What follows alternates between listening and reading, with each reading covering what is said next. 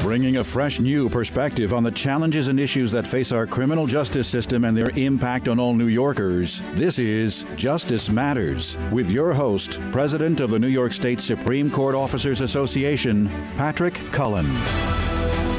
Good afternoon. Welcome back to another edition of Justice Matters. My name is Patrick Cullen, and I am the President of the New York State Supreme Court Officers Association, representing the best court officers in the nation.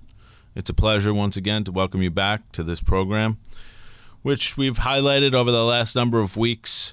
So many of the issues facing our members, union members in general, some of the really problematic legislative agenda in Albany over the last 6 months. And we've really focused on every week giving you a little bit of information about what's going on in the court system.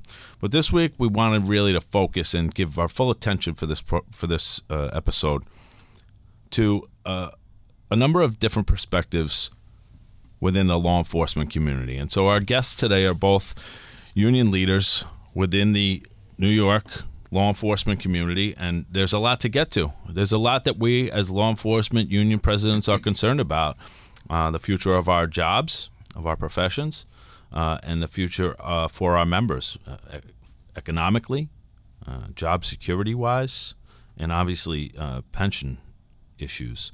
So instead of doing the normal, here's what's new, let's get right into it. And our first guest is going to be Mr. Brian Sullivan, who's the president of the Nassau County Sheriff's Corrections Officers Benevolent Association. Welcome to Justice Matters, Brian.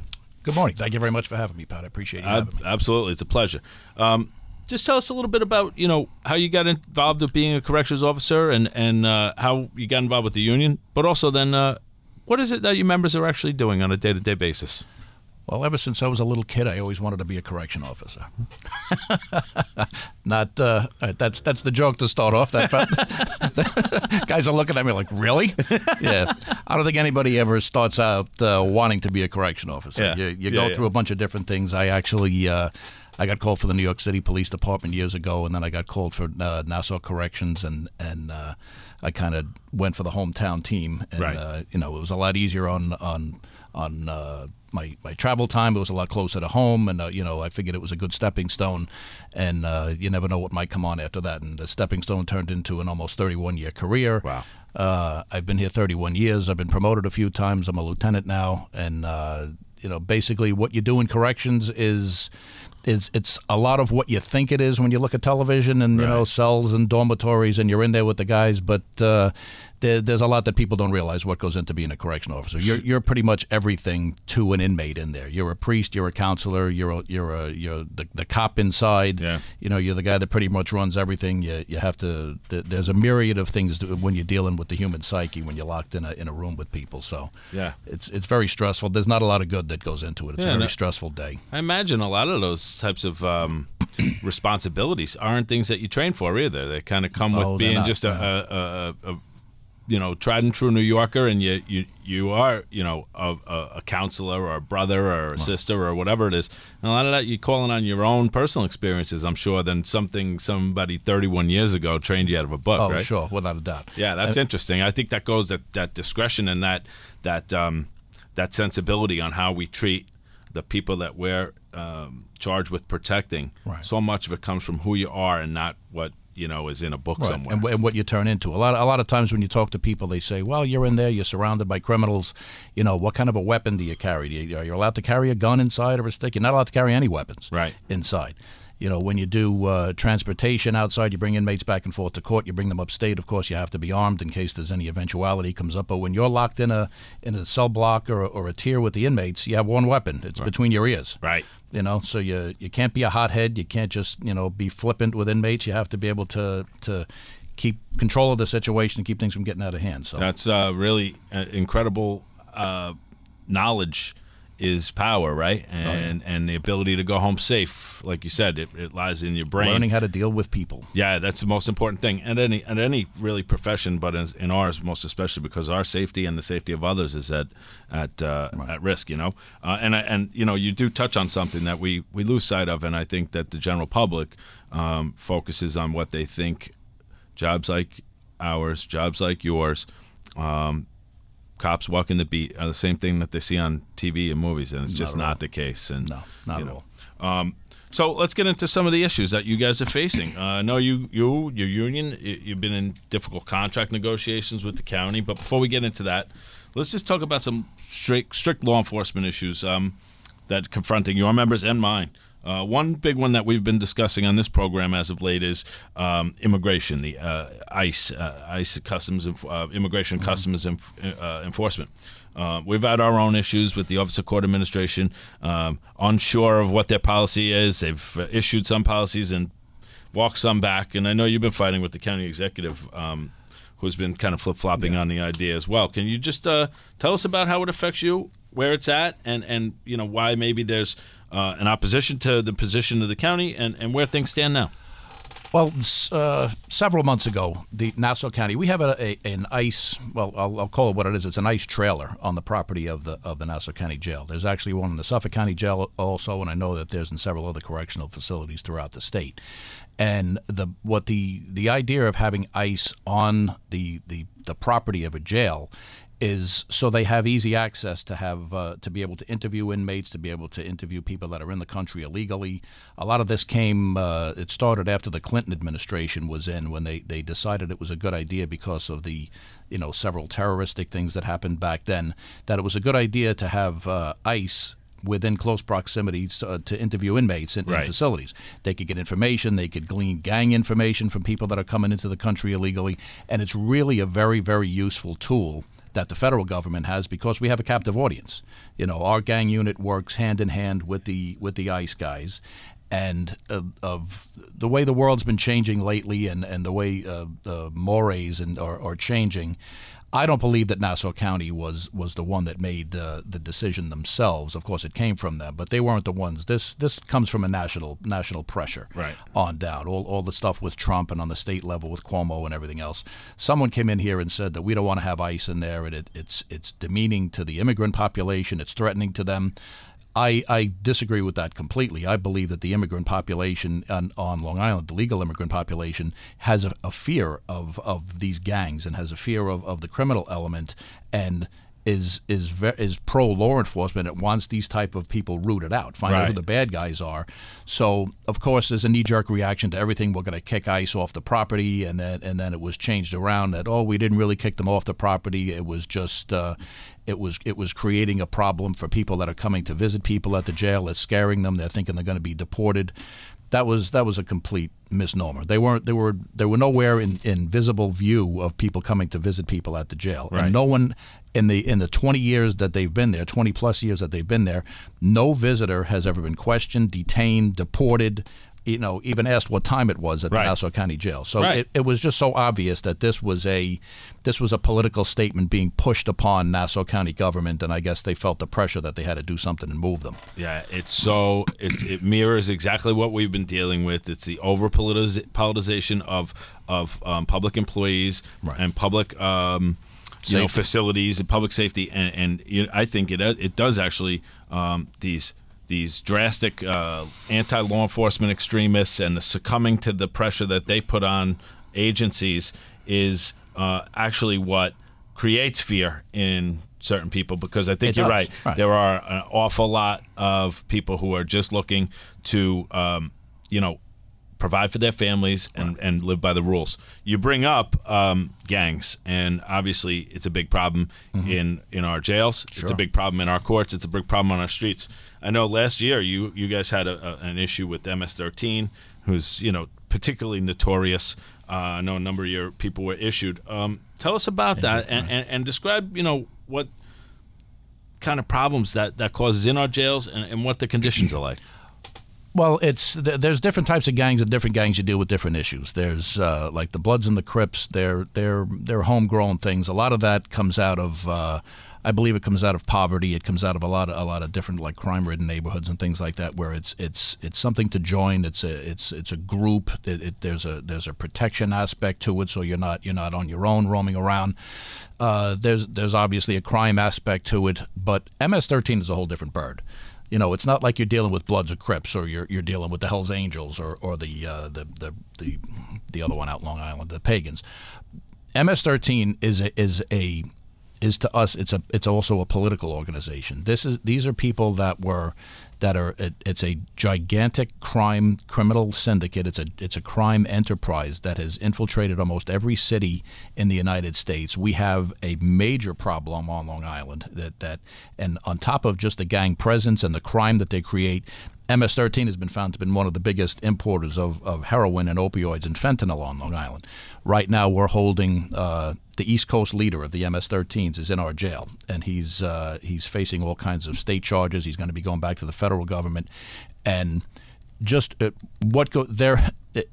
different than other gangs. They're ruthless. Yeah. They're extremely violent. It's without talking about the Bloods, it's like a blood in, blood out mentality. First of all, you can't get out, but you have to slash somebody in the face. You have to commit a crime to get into this organization. There's absolutely no regard for women. Women by this gang, Hispanic girls are treated like property. They're treated like things are done to them. Obviously, they're used as tools, and it's really a depraved organization. That I mean, what other organization do you see somebody where they have MS-13 tattooed on their forehead? Yeah, correct. Or all over their face, and you think that these type of people are going to be rehabilitated? Yeah, it's terrifying because all your members are trying to do, and all my members are trying to do, is go to work.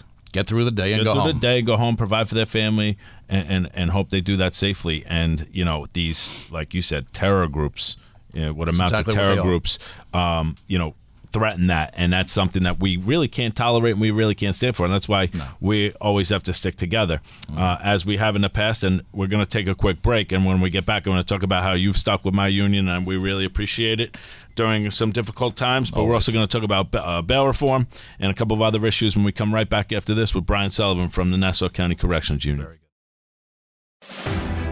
We return now to Justice Matters with the president of the New York State Supreme Court Officers Association, Patrick Cullen.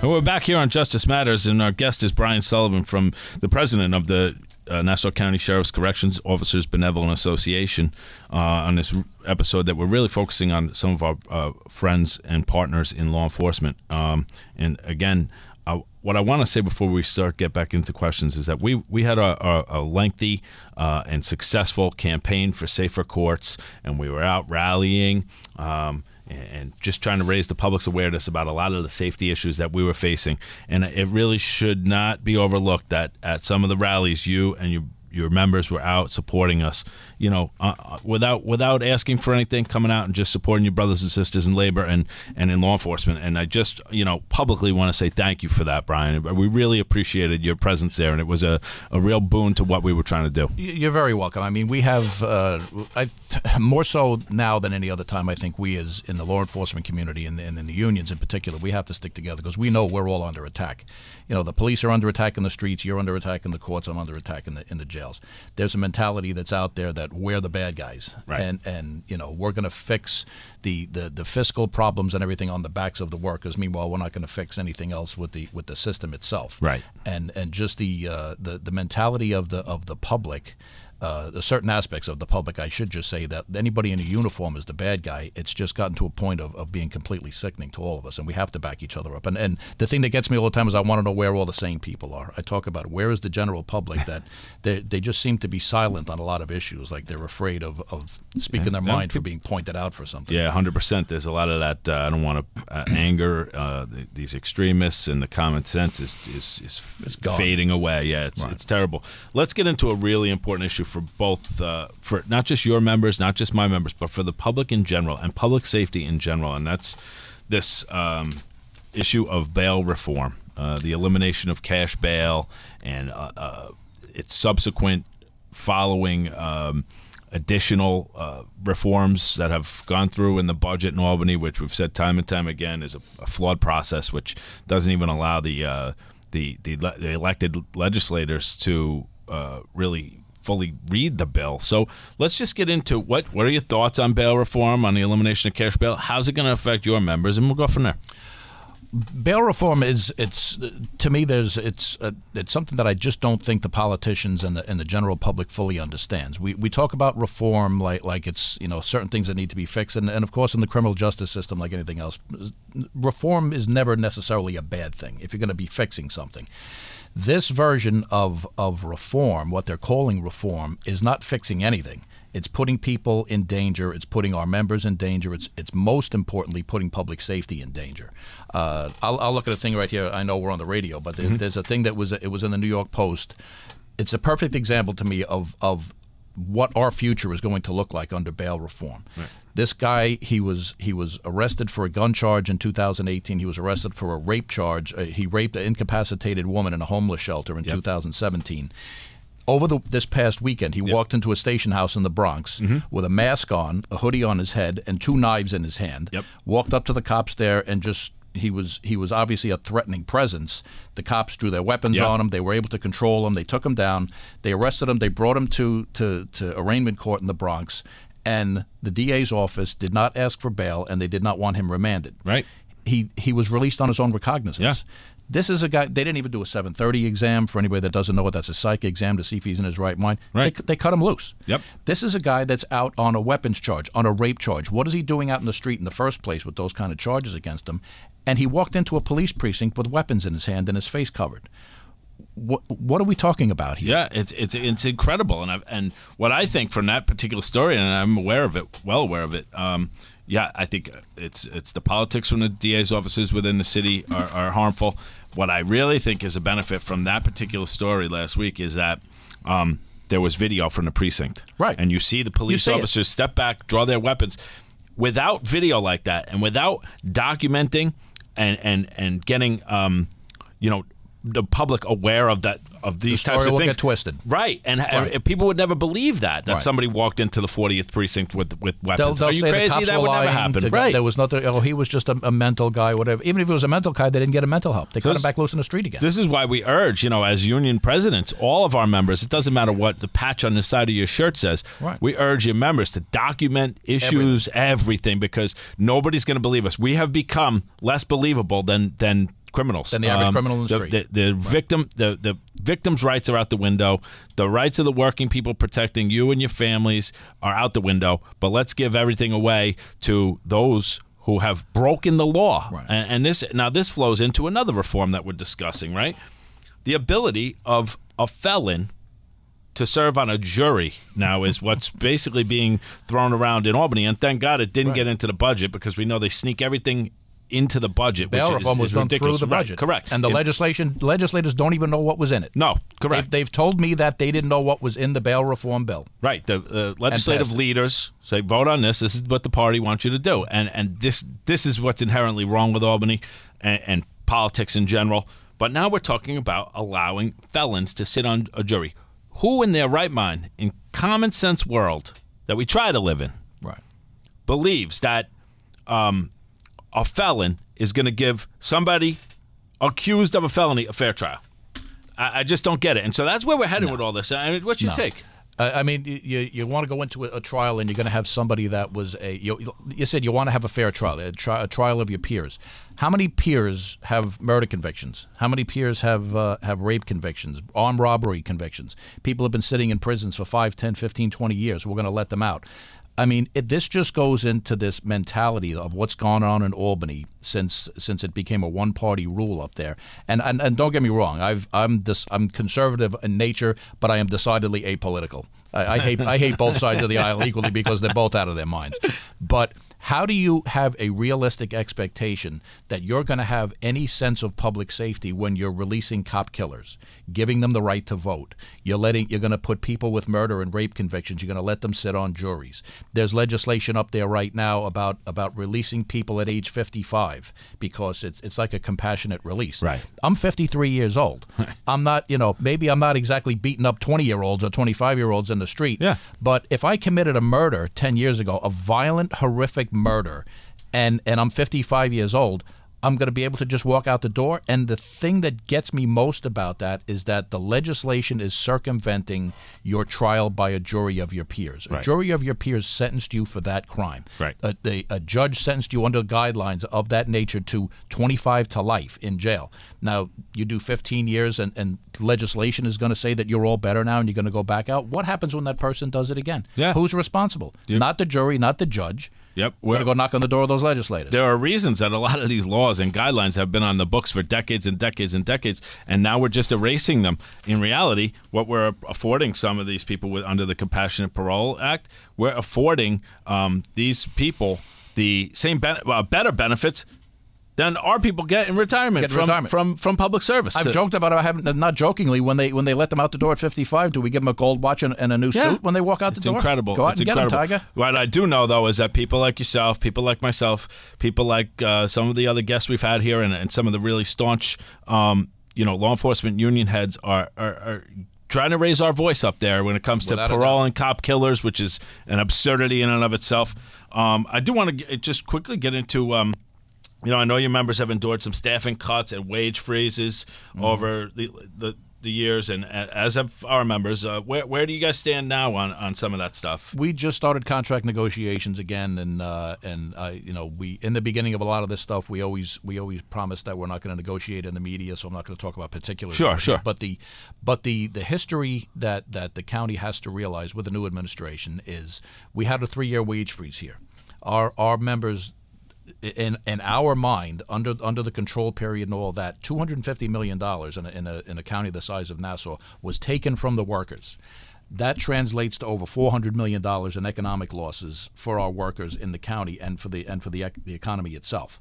Now we go into a new round of negotiations, and I can see it coming that, that's in the past and we got to go on, and there always seems to the financial troubles always seem to surface right at contract time. Yeah. We're doing good. The sales tax revenue is good, and that's good. Oh, wait a minute, the contracts are up. Oh, but things are bad. It's horrible, and you guys are going to have to kick back, and you're going to have to give up. It's not going to happen. It's not going to happen so easy this time. Listen, I want you to know this. You can count on our support no matter what. Same here. Now and always, we appreciate your support, your friendship, your counsel, and it's really been a pleasure to have you on. Let's do it again sometime, Brian. All the best of luck. Appreciate you having me. Tell all you guys, be safe out there. You too. Thanks, man. Thank you very much, brother. We'll see you next time. Okay. Thank you. We're going to take a quick break. We'll be back with more Justice Matters right after this. Welcome back to Justice Matters with your host, Patrick Cullen, president of the New York State Supreme Court Officers Association. Welcome back to Justice Matters here on this edition that we're focusing on discussing some of the really hot-button topics and concerns with our friends and allies in law enforcement unions throughout the city and throughout New York and Long Island. Our next guest is Roy Richter, who's the president of the NYPD Captains Endowment Association. Welcome to Justice Matters, Roy. Hey, good morning, Pat. Thanks for having me. No, it's a pleasure.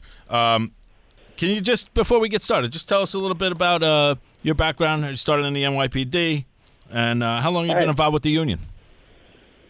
So I've been in the NYPD for 32 years, and I've been the union president now for going on 12.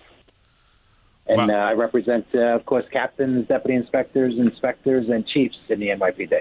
Yeah, and that's got to be a tough and we're going to get into a couple of stories, I think, that you've recently had to deal with. It's got to be tough to represent people really high-ranking who've obviously been in the department a long time and have really tough decisions to make. Can you just speak to that a little bit about how difficult the makeup of your membership is and makes it difficult to represent them, or is it easy? Hey, I actually think I represent the change agents in the NYPD. They've done a tremendous job. From 20 years ago, they've made New York City an economic hub of the world, and they've reduced crime tremendously. And each and every one of them are really motivated individuals, and they care about the citizens, they care about the public, and I think they've done an awesome job in the city of New York. Yeah, there's no question. It's obvious that you're also representing, veteran officers who are obviously super intelligent people who have to make really life and death decisions, just like every police officer does. But a lot of times, some of those police officers don't act until their supervisors are on scene. Correct? That's always the case. Unfortunately, now, what the police department is trying to get back to is to give individual officers the authority to make those decisions. But given the change in political climate, it's making that action a little bit difficult because you have CCRB, you have prosecutors that are looking to, in many ways, weaponize patrol guide procedures and punish officers for making good faith decisions on the street. Yeah, that's really that brings me to kind of my next question for you. Just last week, you had one of your members was prosecuted by the Bronx District Attorney, correct? Captain Naoki Yaguchi, who was, I believe, the first Japanese-American captain in the history of the NYPD. He was accused of intentionally botching a drunken driving case to help an off-duty police detective. Ultimately, he was exonerated and found not guilty, correct? Yeah, we're very thankful with the decision, but it was a complete disgrace that the Bronx District Attorney's Office brought this case to begin with. And let me just go back. Yeah. This is a case that started 2 years ago, a little over 2 years ago. And what you had was an off-duty NYPD detective involved in a single-car motor vehicle accident where there was no injuries and property damage only. The police were called to the scene. And when the police arrived, they then identified this person as being an off-duty detective. There was an allegation of alcohol use by the civilian operator of the other vehicle. The supervisors, the sergeants, and lieutenant that responded to the scene, all they noticed was bloodshot eyes on the detective. They noted that the detective he was cooperative. He was steady on his feet.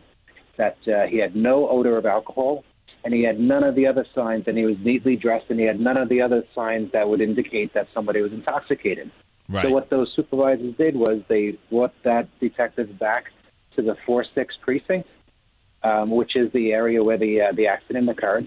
And at the 4-6 precinct, they called the patrol duty captain, who was basically coming on duty at the 4-0 precinct. So when they called the patrol duty captain, they just gave a notification that they had an off-duty detective involved in a motor vehicle accident and a further investigation needed to take place. The captain hung up the phone, and he told the lieutenant, before he hung up, he told the lieutenant to investigate further. About 30 minutes later, after the lieutenant had investigated further and he got information from the civilian operator of the vehicle, that civilian operator noticed smell of alcohol. That civilian operator also noted that the off-duty detective was angry and had started banging on the side of the vehicle. No damage, but he was operating in a manner that wasn't rational. And from that, when the lieutenant relayed that information to the captain then directed the off-duty detective to be removed to the 4-5 precinct where an intoxilizer exam was done. Right. So timeline, right? We got 9:30 p.m. is the accident.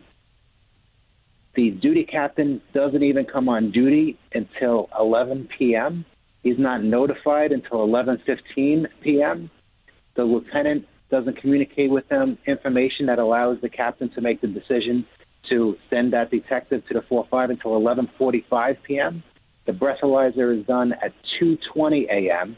after a number of different resources go to the 4-5 precinct. The Bronx District Attorney's position was that they assigned strict liability to the captain and they held him responsible for the delay in administering the breathalyzer from 9:30 p.m. to 2:20 a.m., which is just about 4 hours it's over 4 hours in length.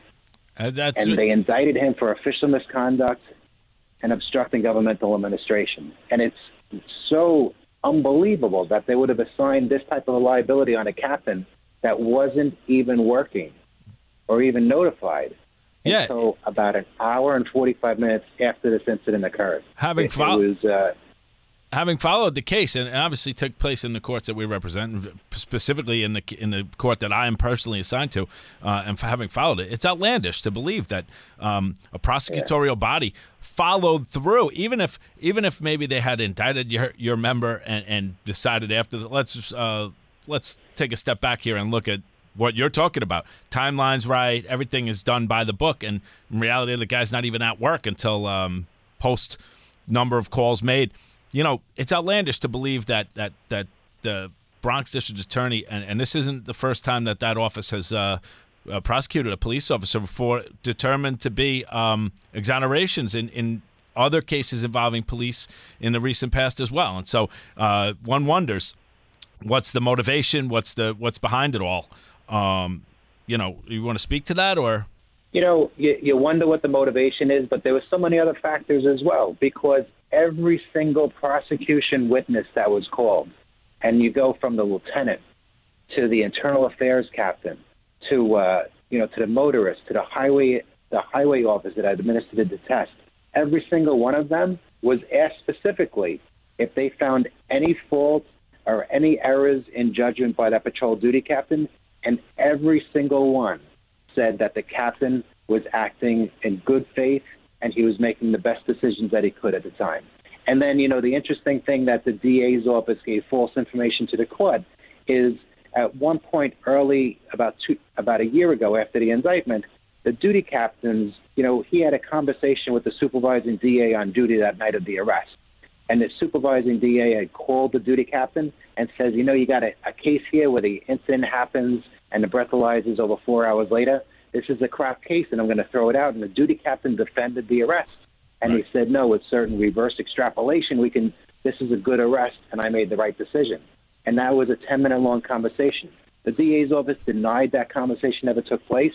It wasn't until later when we got discovery and we found out that this district attorney's private cell phone was on the duty captain's cell phone records. Wow. And there was 3 calls, 10 minutes in length.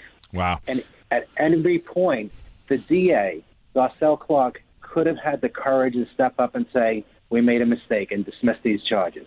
At every witness being called, at all the information that was disclosed, and at each point, she denied, she refused to do that.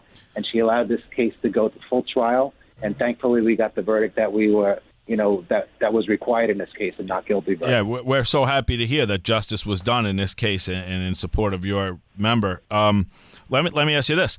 Does this captain now face further examination by the CCRB or any other departmental body that now even though he was, exonerated of these ridiculous charges, is there now more hills to climb for him, or does it come to an end?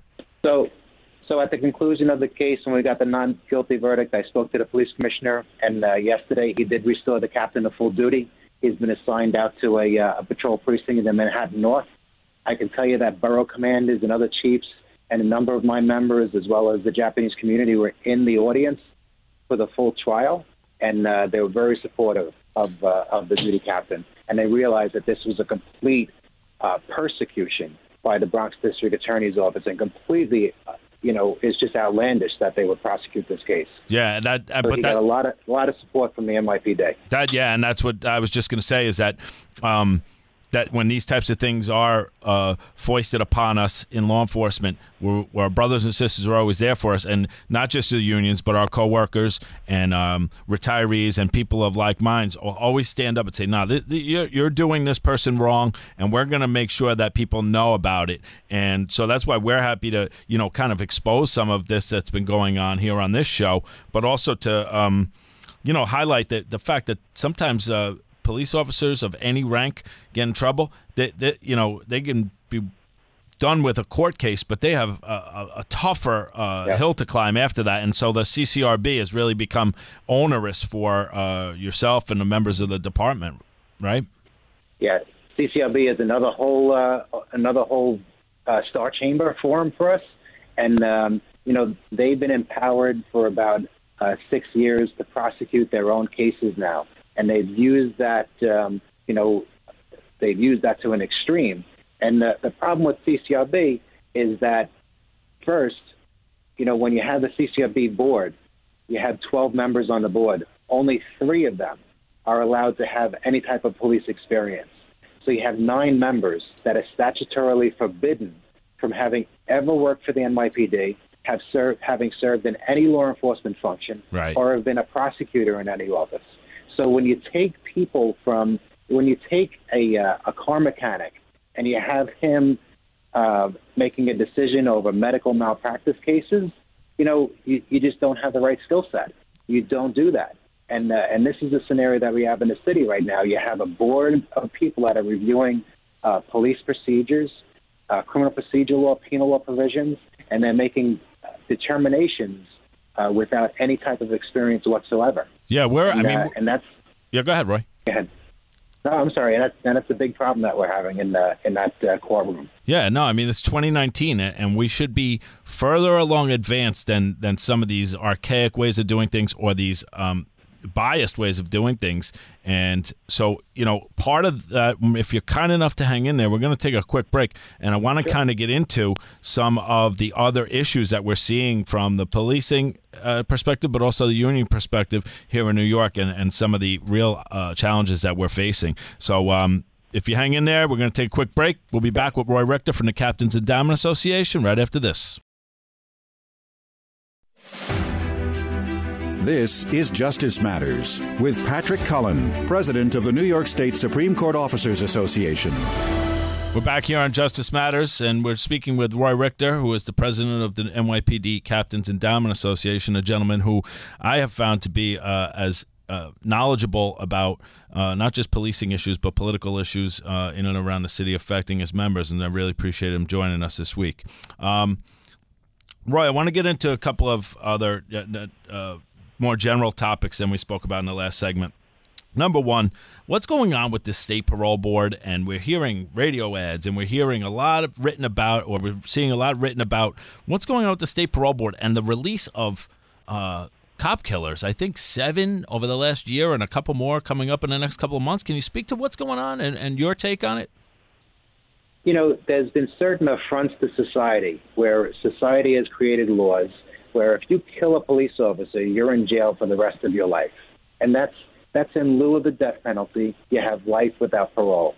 And what the parole board's doing is they're releasing these cop killers decades later or even years later after the incident. And it's horrible. And the thing that really bothers me about that is that they're turning off the spigot from the public to send a message not to release these cop killers. And you had recently Pat Lynch delivered 800,000 letters to the parole board to deny the release of cop killers. They're up for parole. And why did he have 800,000 letters? Is because the parole board turned off the spigot and they said, we don't want to hear from you anymore. We don't want these messages. And about 9 months ago, I had another incident.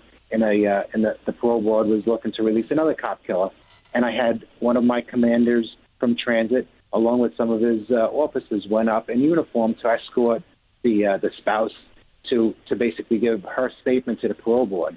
When they were in the lobby, the administrative staff and the parole board said, "You can't stay here," and we were like, "Why can't we stay here? Wow. You're obstructing traffic in and out."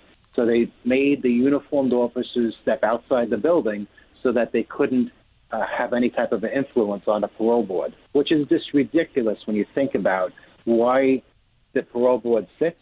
They sit there to look at a person that's up for parole to be released back into society that committed the ultimate crime of murdering a police officer that represents everybody out there and is the one that's charged with the safety and the well-being of all citizens. Yeah, we have to wonder what's going on in this city, in New York State, when the erosion of common sense becomes the point where we're protecting those who have murdered police officers in the furtherance of their sworn duties, the sacrifice of those people's families. How have we gotten to this point? I mean, I don't know if it's a question you can answer or anybody can particularly answer, but who is it in this state, our neighbors, our friends, who are they that say, no, you know what, a person who killed a cop is due a second chance? I mean, what sense does that make? How did we get here, Roy? Do you have any idea? Or you've been around for 30-something years. Any idea how we got to this point?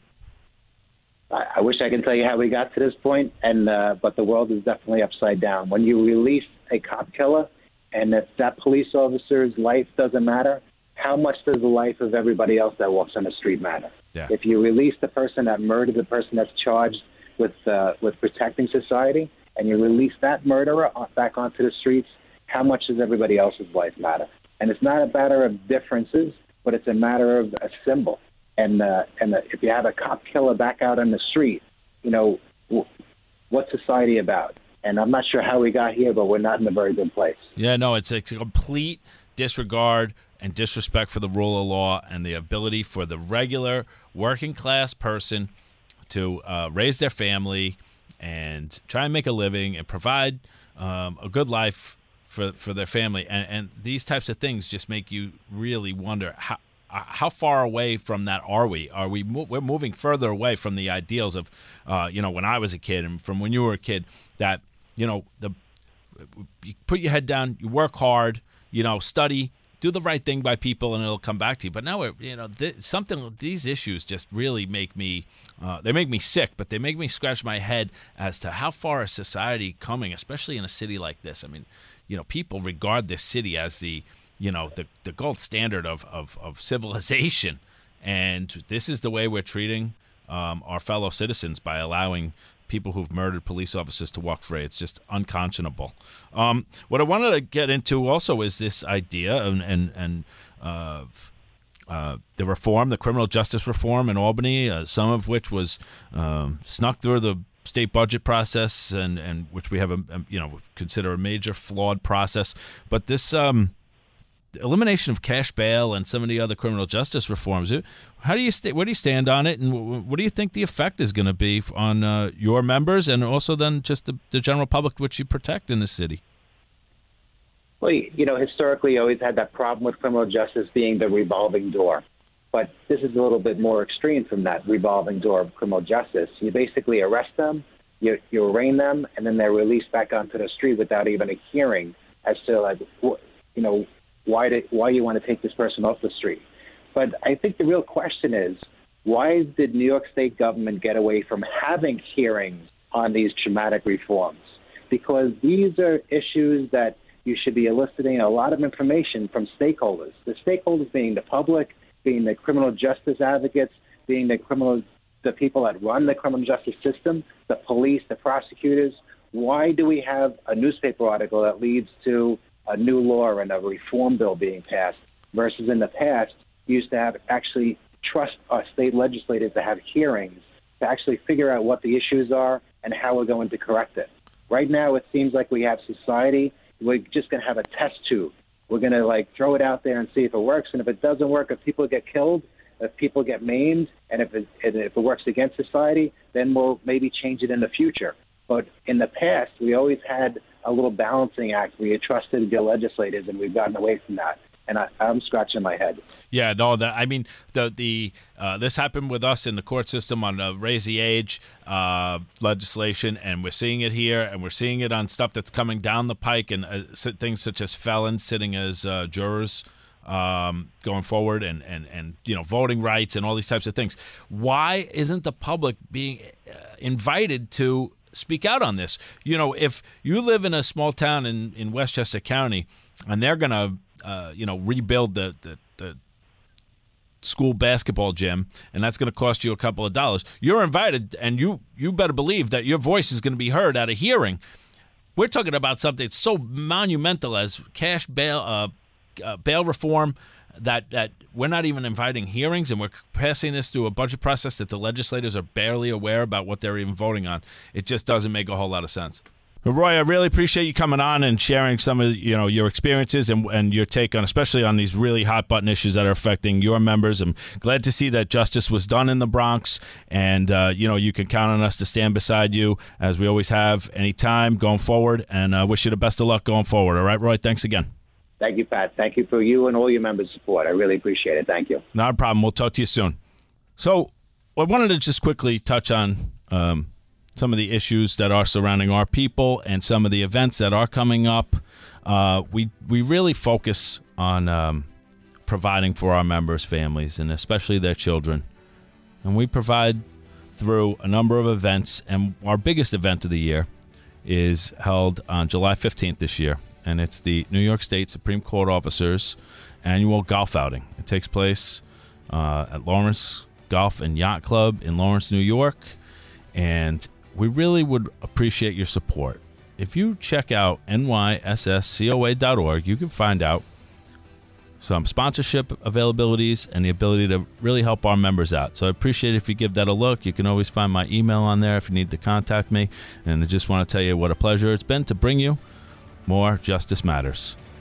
Thank you. The preceding pre-recorded program paid for by the New York State Supreme Court Officers Association.